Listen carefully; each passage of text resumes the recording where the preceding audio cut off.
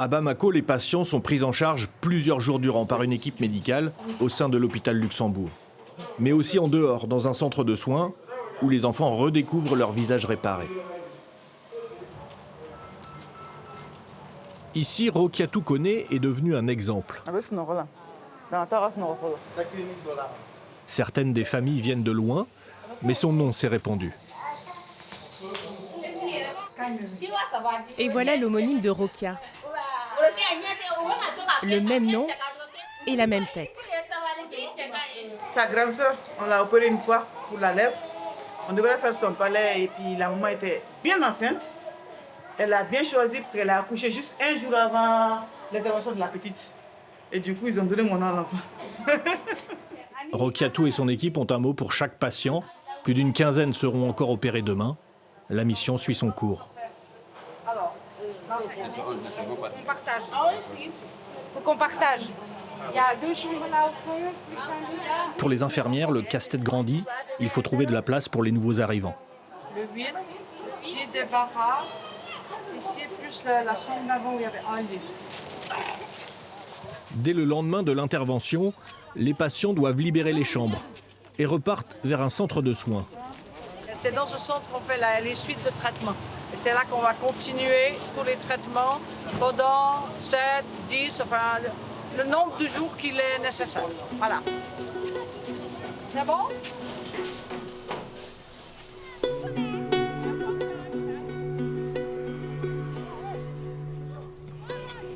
Plus d'une heure de route jusqu'au quartier d'Irimadio. Loin du tumulte de l'hôpital et du centre-ville. C'est après les opérations qui sont venues ce matin-là. Donc ce sont les nouveaux opérés même. Donc on leur donne du moral en faisant ça, au fait. Voilà, on leur donne du moral en faisant ça. Parce qu'ils sont sous douleur et tout ça, donc ça les remonte un peu. Comme ça. Les enfants au nouveau visage croisent ceux qui patientent encore. Pouvez-vous éteindre votre moteur? Voilà. Khalifa, le directeur des lieux, organise toute la vie du centre. Et ici, les femmes sont au dehors parce qu'il fait chaud. Donc, il y a ici une salle de femmes.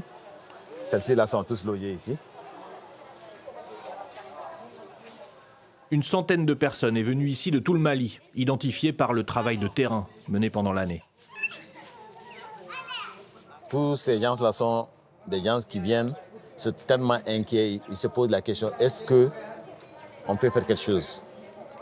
Celle-là, non, Mamadou, non, c'est son enfant. C'est son petit enfant, ouais, Mamadou Mementa. Il vient du centre, son de Mopti. Au village, on lui a dit qu'elle se fatigue pour rien, elle vient ici, elle n'aura pas gain de cause. Parce que cette maladie, l'enfant est né avec, donc on ne peut rien. Donc je dis, tu viens, à ton retour, ils auront honte. Tous ceux qui t'ont dit qu'on ne peut rien auront honte, parce qu'il sera plus beau que ceci-là.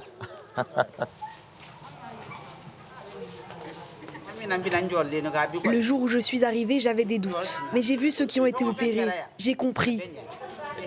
J'ai vu la joie chez les gens. Les visages ont changé. Ici, tout l'enjeu est d'éviter les infections post-opératoires.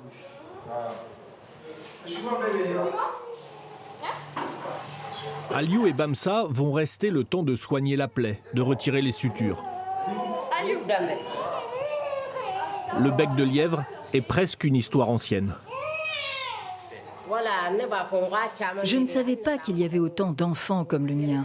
Je suis contente de ne pas être la seule. Je vais pouvoir le dire à tout le village. Plus personne ne va rejeter mon fils maintenant. Bientôt, elle pourra repartir à Caille, s'occuper de ses récoltes. Pour Khalifa, la mission est remplie. Des gens qui viennent dans le but qu'il n'y a pas de solution et qui retournent avec joie, ils font des bénédictions. Donc moi, je ne peux être que le gagnant. Moi, je gagne plus qu'eux. Et ils pensent qu'ils ont gagné, c'est moi qui ai gagné parce que je les ai promis quelque chose qui a abouti. Donc ma promesse est tenue.